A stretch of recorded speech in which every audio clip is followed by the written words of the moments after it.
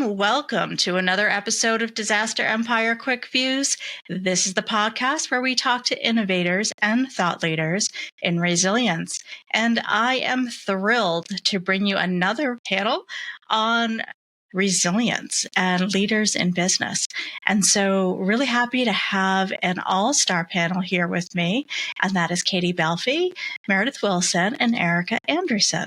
And so I'm going to let them briefly introduce themselves, and then we're going to really get started. So Katie, because I think you're in my direct line of sight, can you provide a brief introduction, and then we'll get right into the questions, because I know that the audience, and thank you audience for being here, really wants to hear what you have to say.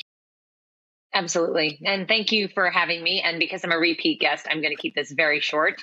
And thank you for having me back, I should say. A former FEMA attorney turned enterprise resilience consultant. Took a very long path to get here, but have created a novel emergency management consulting firm that focuses on a people-powered approach to organizational resilience that couples traditional emergency and disaster management with personal resilience.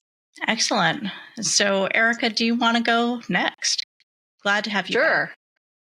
Glad to be back. So I'm Erika Andresen of EaaS Consulting, where EaaS stands for Eric as a Service. You get me and my expertise. I am a recovering lawyer. I am a veteran. I have my business continuity consulting for the smaller business. And I'm also a professor of emergency management and an author of How to Not Kill Your Business. Excellent. And then Meredith, glad to have you back as well. Thanks, Ashley. I'm Meredith Wilson. I am the CEO and founder of Emergent Risk International. We are a risk intelligence firm. We have been around for 10 years this year. We are in several countries now, but we focus on sort of full service risk intelligence. So that includes, for the purpose of this podcast, particularly doing risk intelligence for crisis management and business continuity, as well as security groups, government affairs groups, corporate affairs, that type of thing. So I am really happy to have all of you here to talk about entrepreneurship, the leadership that you're providing in the space, and resilience.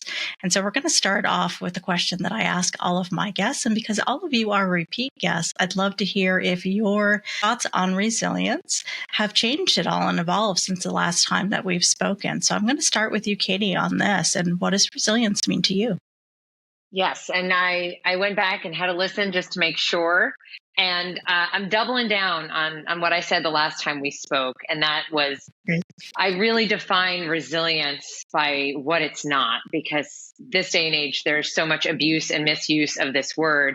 And it's shifted over into this space of grit and imperviousness. And that approach really misses out on what I think is the golden nugget of resilience, and that's the impact. And I think our resilience is really defined by what we do with that impact. So both how we respond and then how we learn from it and take that knowledge and allow it to inform what we do moving forward. So it's this present existence that we have that's both informed by the impacts we've endured and also contemplating what impacts might come and using the knowledge that we've gleaned from what we've been through to make sure we're in a better position. Thank you for that. I really like that. And Meredith, how about for you? Have things changed at all in the way that you look at resilience since we spoke last? Well, I did not go back and listen to the previus podcast, so now I feel like I should have. That's okay. Because now everyone else is going to be like, "Oh, well, what did she say before?" No, I think Katie, that was actually an excellent kind of way to represent the concept. I think when I think of this in terms of business, I really think of learning from lessons learned, but also learning how to prepare better. And, the big piece there for me is the preparation piece, because that's where the risk intelligence fits into this picture is, when we think about crisis management or we think about dealing in the moment with those issues, we have always been pretty good at throwing information at it right away. Here's the tactical information you need, all of that. But what we're not so good at is that strategic forward-looking piece of, hey, we know we have all of these issues out there. We know we have the Israel-Palestine issue. We know we have the Russia-Ukraine issue. How are we preparing for that? How are we preparing for the next conflict? What are we learning from what we're going through right now that we can then apply so that the next time it isn't, and in fairness, when you look at the way that businesses managed COVID, the way that they managed the Russia-Ukraine crisis, that you did see a lot of lessons learned carried over into dealing with Israel-Palestine and this latest conflict. So I think there is a lot of movement in that space. There is a lot of learning and taking that and moving it forward. But for me, that's where the real resilience piece comes in, is that we are not reactive, but that we are learning to be much more proactive, regardless of what the issue is. Meredith, thank you for that. I love all of those points. Erika, what would you add? So I'm going to keep most of my answer, which was having the moxie to do something about being resilient. And having now spent a year in practice since I said that to you, I noticed that there are two types of clients I have. And one of them is a real leader who is leaning in early and wants to be agile, and the other is someone who's standing on a burning platform. And there's no real difference between the two other than the real leader who leans in has the money early and is interested in investing in it. The person who's standing on the burning platform wishes they would have done something earlier, but they wind up spending more money. And it's easy just to have things happen to you and be a victim, as opposed to being proactive and having it's just harder to be a true survivor.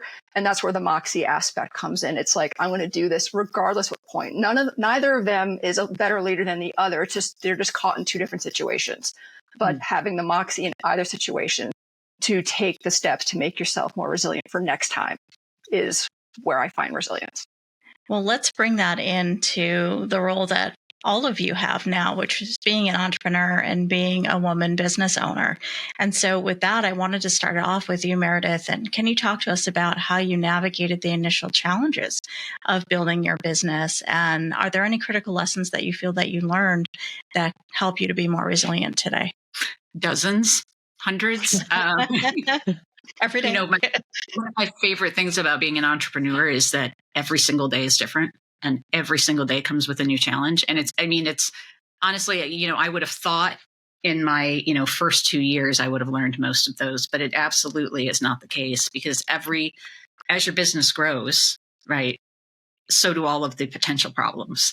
And, in the last couple of years, as a risk management firm, we found ourselves managing our own risks internally, even as we're working with our clients on it, because of all of the business continuity challenges that we've had thrown at us, especially as smaller businesses, right? Is my business going to survive COVID? Is my business going to survive Russia, Ukraine? We had a whole technical back end of our platform that was affected by that. And, so we had our own business continuity that we had to deal with. And then, on top of that, helping all of our clients at the same time. And so I think, no matter what, there are always going to be challenges. I think the real key for me is that I think it really depends on where your personality falls and how you deal with challenge, right? If you are the type of person who would rather have somebody else make those hard decisions, who would rather have top cover, who would rather have somebody else that has to sit there and make the hard decision, then being an entrepreneur is probably not where you want to be in life. That moment that you realize that literally the buck stops with you is a challenging in some ways, because you realize like there is nobody to hand the work off to. And so if the day goes 18 hours, the day goes 18 hours. If it doesn't get done, then you really are going to be the person that's going to have to answer to that. But at the same time, I was always the kind of person that was like, well, hey, let me do it the way I want and deal with consequences. And that's very hard if you have lots of bosses. So I think it really comes down to, for me, the both the up and the downside of that is that you are really learning every single day. All right. And Katie and Erika, would you add anything to that? I think my top lesson is definitely along the same lines. And for me, it was a transition from this world of law where, my whole objective was being right and being able to prove it. And so I lived in this world of chasing certainty.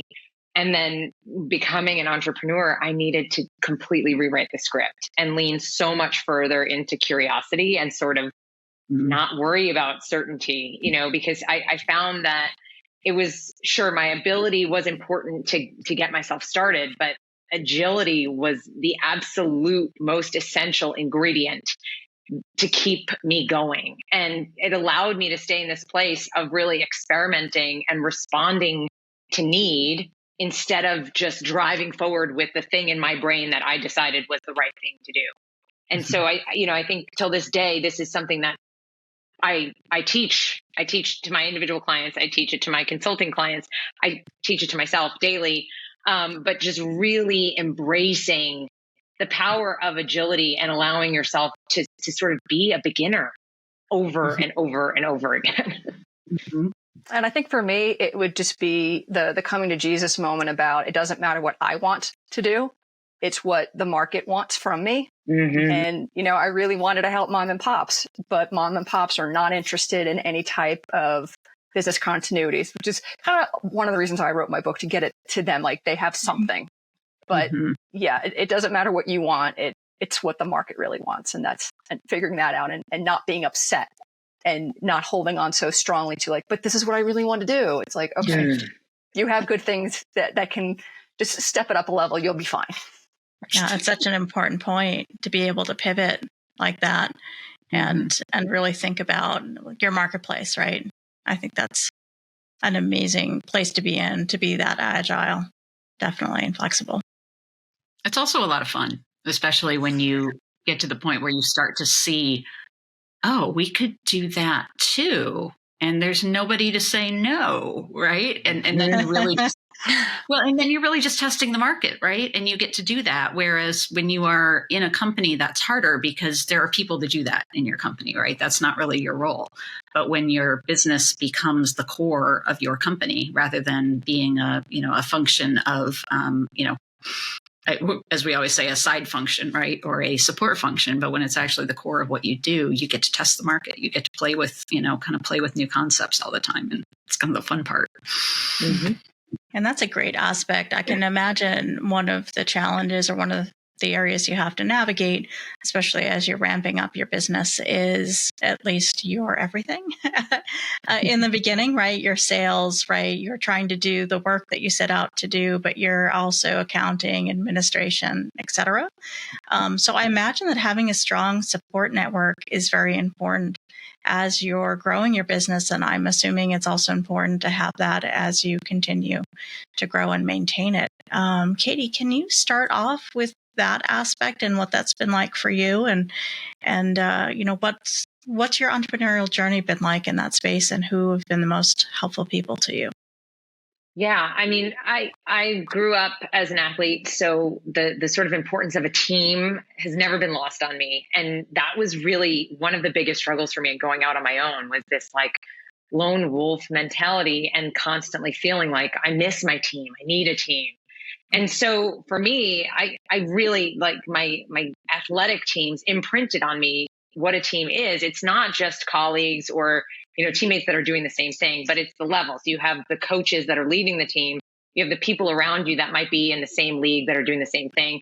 And then you've got the people behind you that are looking up to you and thinking, how do I get to where you are? And for me, my support network needs to include all of that, because I'm looking to the person ahead of me, that coach who can give me the guidance that I need and the mentorship and the reflection that I might not be able to do on my own. But I also need to be delivering that service to the people coming up behind me, because that's what really allows me to be my best self in the space that I'm in. Because, sharing the lessons that we've learned and helping the people behind us get there quicker it makes us better. And it allows us to expand our network with so many more capable and happy entrepreneurs. So that's really been a very big part for me in developing my support network. And I have to be honest, a lot of that has happened on LinkedIn, which is where I met you, Ashley. And so I know social media comes with its thorns, but I can't say enough about the way that network has helped me be a solopreneur and not feel totally isolated. Same. Great point. Erika, would you add anything to that? Yeah, I think for me, because I am a solopreneur, it was, and I didn't come from a traditional background. I went from the military into being an entrepreneur, having the support of some really great friends who are like, you know, no offense to the men in the audience, like, Erika, if you were a man, you would have done this by now. Like, I don't know why you're holding yourself back. You are an expert already. You already know this. So just go and do it. I'm like, yeah, but like just one more class. They're like, Erika, just do it. You got it. And, one more diploma behind you. Yeah. Just one more. Right. And I realized I didn't need that. I was able to do it fine. I had that, but I think another thing within myself was, instead of looking at a horizon and saying, I need to get there in order to be a success, I started looking backwards and saying, okay, where was I a year ago? Where was I a month ago? And I do this quite a lot. And it gives me a lot of the confidence and, validation, when I'm like, God, look where I was a year ago. Oh my God, look where I was just a month ago. Look what's happened since then. And that's what really gives me the resilience, because I don't feel like a failure, because if the horizon is your target, you will never meet it. So always looking backwards is what gives me the fuel to know that I'm doing what I'm supposed to be doing. I'm doing really well at it, and to keep going. That's great that you're bringing that strategic, look back and look forward aspect into it. And I think that, to me, that's one of the values of being a business owner, because you get to own that. And I think you all were talking about that a little bit earlier.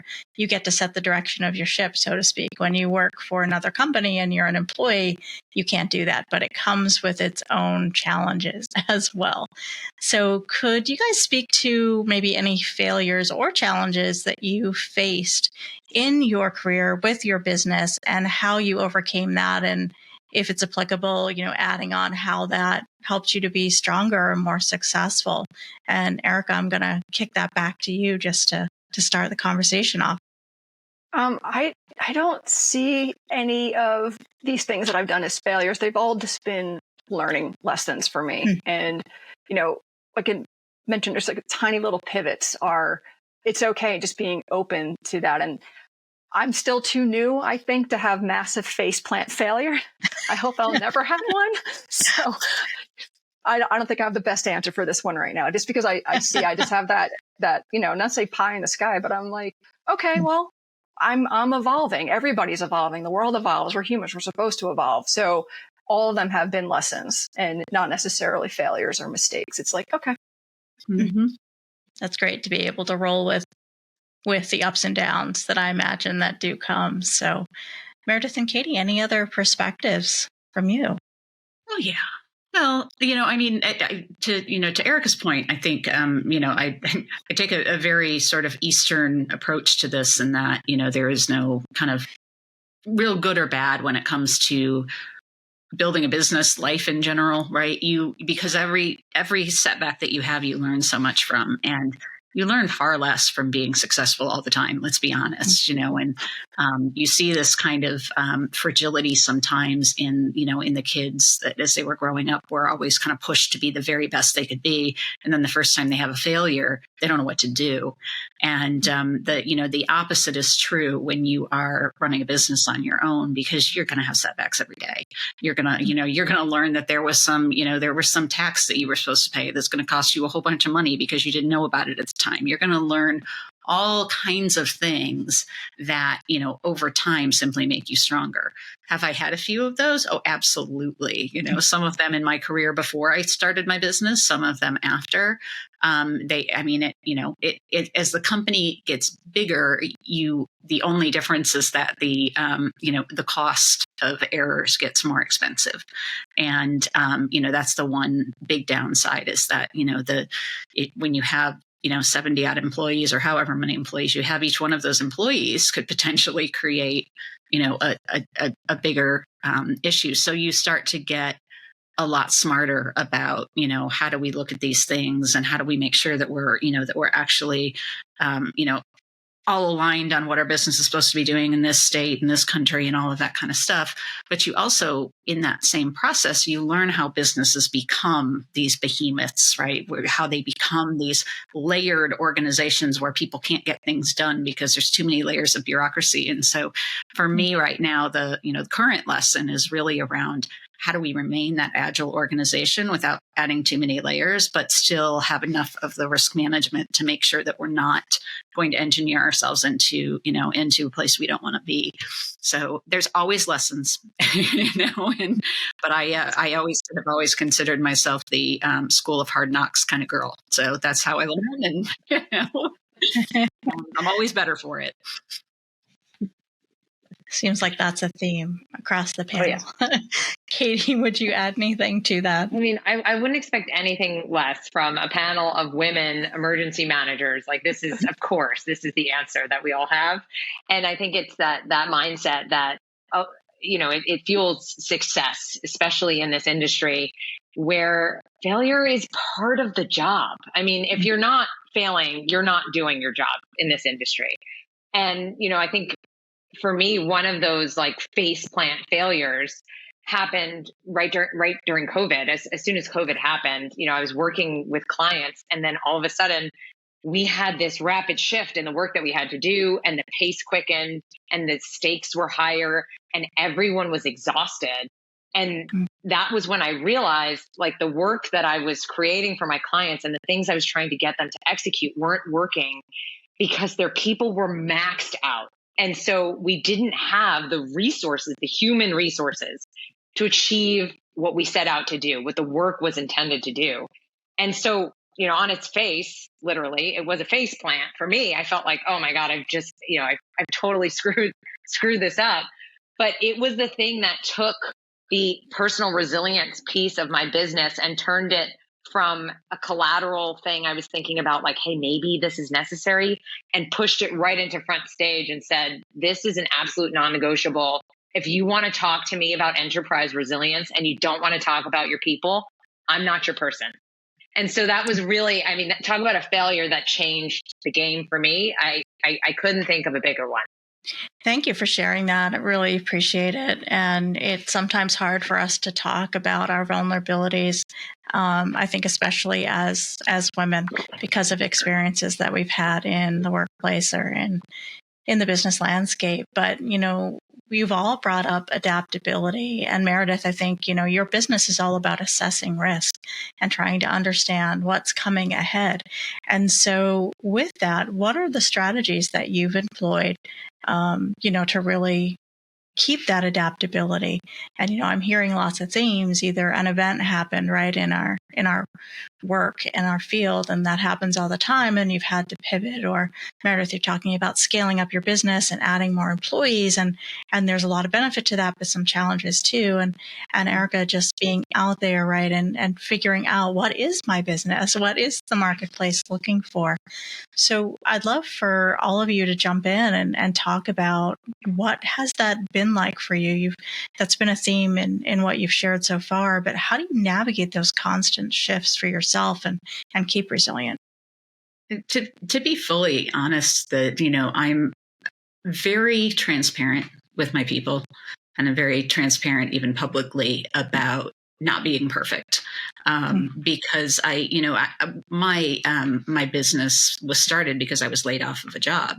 And back in 2014, when that happened, it wasn't common for people to put that out there, to say it on LinkedIn or tell people, hey, I've been, and I went back and forth for a couple of days, and I thought, no, you know what? If I don't tell people, I'm not going to get the advice I need here.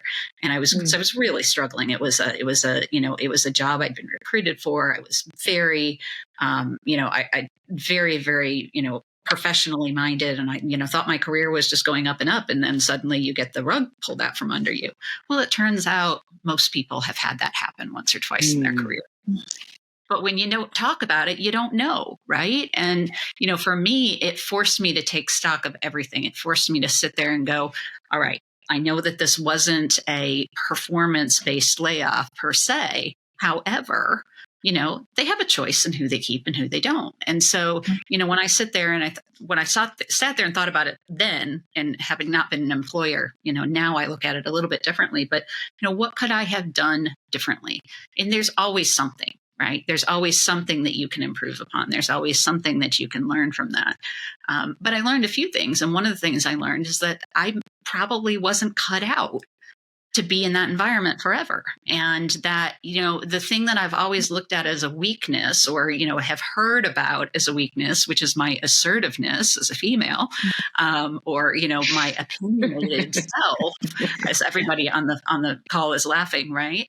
I learned very quickly in starting my own business that was exactly who I needed to be. And that was exactly what was going to get me where I needed to go. And sitting back and just saying, okay, and not being assertive was not going to get me where I needed to be. And so suddenly what had seemed like a vulnerability or, a challenging part of my personality suddenly became a big strength. And so, but then I also learned, over the years that sometimes you just got to push that stuff away and not listen to it. But I teach that to my employees too. And I tell them that, I want them to speak up for themselves. I want them to have opinions. I'm not always going to agree with it, but I still want to hear it, and I tell people, starting a business was hard. Here's some of the things I did wrong. For me, that's a much better way to lead. Rarely struggle with talking about the things I've screwed up. In fact, sometimes I'm better at talking about that than the things that I didn't.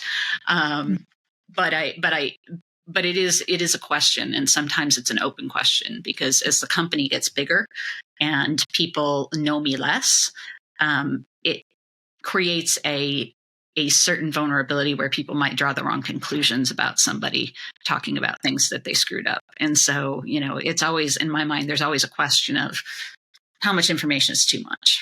No, absolutely. Thank you for sharing that. And I think, I'm seeing it trending in the literature, especially in our field, of the importance of soft skills, right? And I feel like that's what women do really well. So it's kind of like a scratch in my head moment for me. But it's that embracing, as you said, Meredith, I think of, yes, there are male traits of leadership, and I think there are some female traits, and then everyone's different, right? We're all unique human beings within that spectrum. And so all of us have strengths and weaknesses in different areas. So I'm hoping that we embrace maybe a new definition of leadership. And it's more based, I hope, on what we get done and our outcomes versus that we have to be one or the other. But that's the Pollyanna in me. Hey, Erika and Katie, anything else that you would add to that to round out what Meredith said? And I really appreciated, Meredith, you adding those insights into, your own personality and how you're trying to manage things within your business. I think for me, it's a couple of things. Number one, I had to get off of a schedule. I had to realize that things aren't going to happen on my timetable. And, coming out of the military, especially, I would fault the military for this because it was on a 2-year increment, like 2-year bullet points, an OER session of a year. Like if you didn't prove, if there was no proof of concept, then you just gave it up because that's what they wanted to see. They wanted the turnaround just to get the bullet point to show some type of achievement. And then I realized, I just had to slow down because not everyone's going to run at my pace. I had to get more, I don't want to say understanding, but somebody said to me, it's like, because you're a lawyer, because you're in the military, you are accountable and you say things, you mean it, and you follow through on them. Clients won't always do that. And I had to learn that. And they're like, you can't get irritated with them, maybe privately, but not to them. And I'm like, but as a lawyer, you can yell at your clients. And they're like, so I had to change that. I never actually yelled at any of my clients. So I want to be clear about that, but I wanted to. But then I'm, at the same time, while I'm being patient, waiting for things that aren't happening on my timeline, I'm also looking around the corner. And somebody said in a different podcast, they called me the blind spot spotter. But I also am that for myself too, not just for my clients. So it's funny how I wind up having to do for my own business what I advise my clients to do. Well, it's great to recognize. I wish I could double underline that because that is so true, and especially in this context because we're all in the business of teaching our clients how to be agile, how to adapt. You need to be malleable if you are in the state of resisting uncertainty and having to always know the right answer and be right and be certain. By default, you are no longer malleable. And so, while I would love to sit in a room with my clients and say, I've got all the answers, guess what? Those are the worst meetings possible. Like the most productivity I ever have in meetings with my clients are when I'm sitting there saying, I don't know. I need to ask more questions. I need more information. And staying in this place of I have more questions and exploring. And most of the time, talk about things that we need to fight against, that voice in my head that's always going to be there. My lawyer brain that's like, how do you not know the answer to this question? And then I say, I don't know. And my client's like, me neither. I have no idea. It's like, great. So let's figure it out. Yeah. Uncertain ship together. And, it is that vulnerability that opens everyone up in the room to a much more meaningful and productive conversation. And this, by the way, is totally applicable for the enterprise. If you want a culture where your employees are issue spotting, problem solving, critical thinking, offering solutions, guess what? Certainty is not going to breed that. We need to allow ourselves and everyone else that we're depending on to say, I have no idea, but I want to find out. And so, I mean, for me, I love the way you said that, Erika, because that is exactly the case. The things that I am teaching my client to do, I am working on embracing in myself every single day.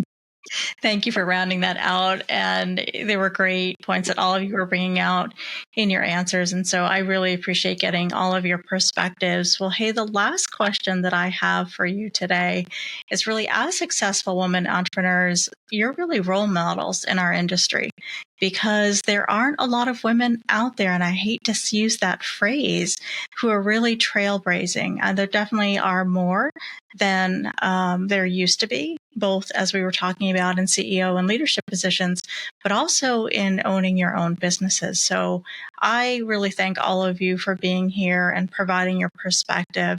But I wanted to get your take on, in building that resilience and carrying it through, what would you recommend to others who might be aspiring entrepreneurs out there or might think about going in that direction someday? Because I was looking at the numbers from COVID, and I think just general, the number of women entrepreneurs in any industry and small business owners, there are a lot of reasons why women have dropped out of the maybe traditional, if you want to call it, employer-employee relationship marketplace, especially as women, and going on their own, right, to do whatever it is. And I love that all of you are embracing the uncertainty, as you've said, in our industry, because that's what we do.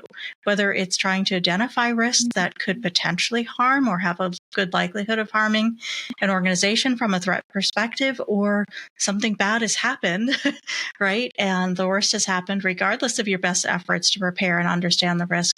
And how do you bounce back from that? So what would you recommend to all of those out there, men and women, of building your own business? So we can start off with Erika, if you want to start first on that, if you don't mind taking that first, and then sure. Meredith and Katie can jump in as well. What are your best thoughts?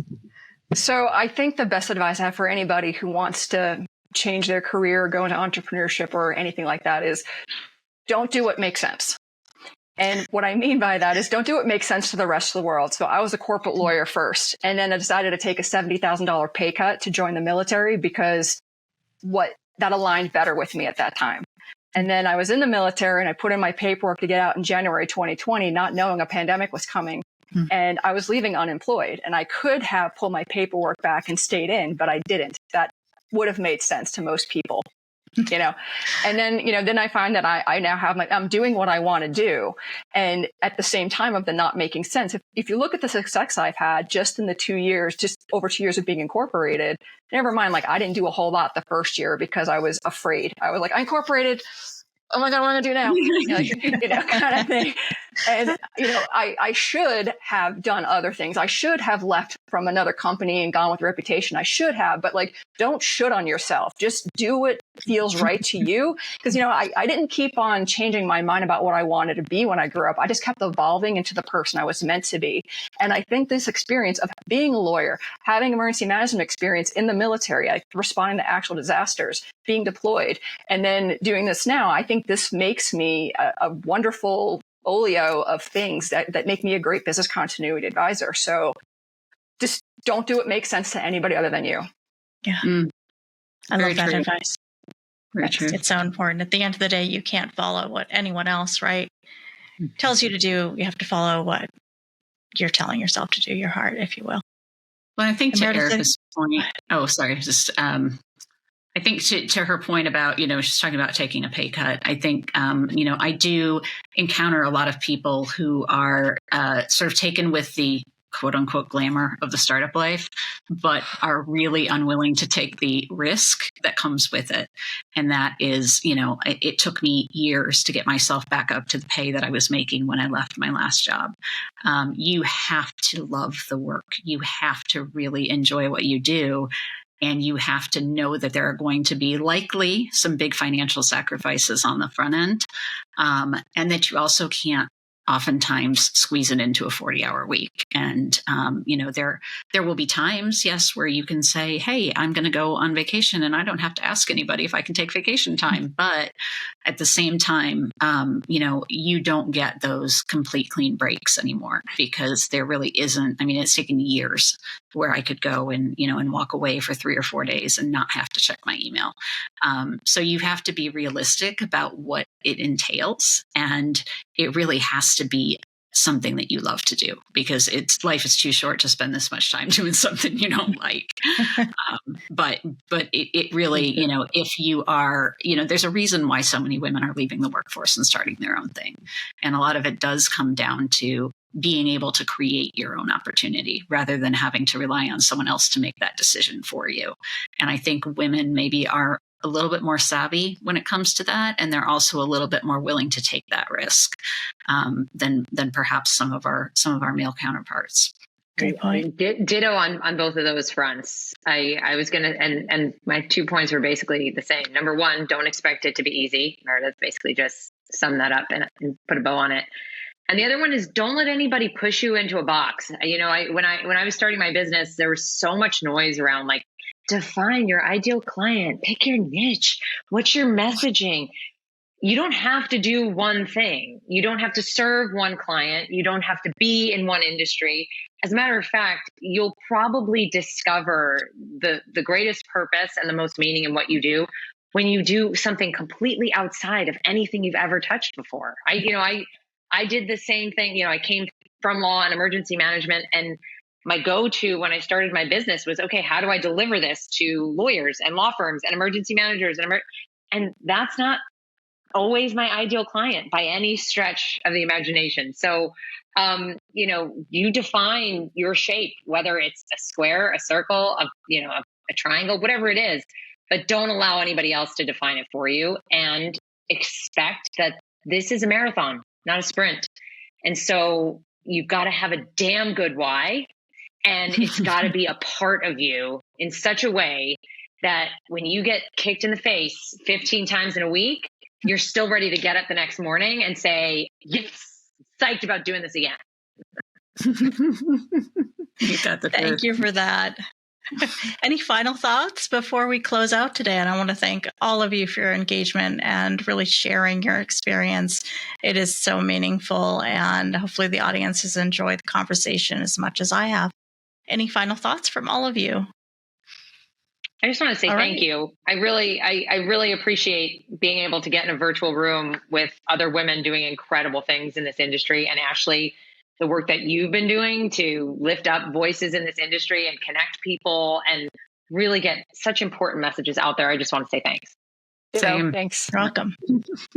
Well, thank you all. And thank you to the audience. And please like and subscribe, because that helps to grow the channel. All right. Have a great day, everybody. Bye. Thanks, Nancy.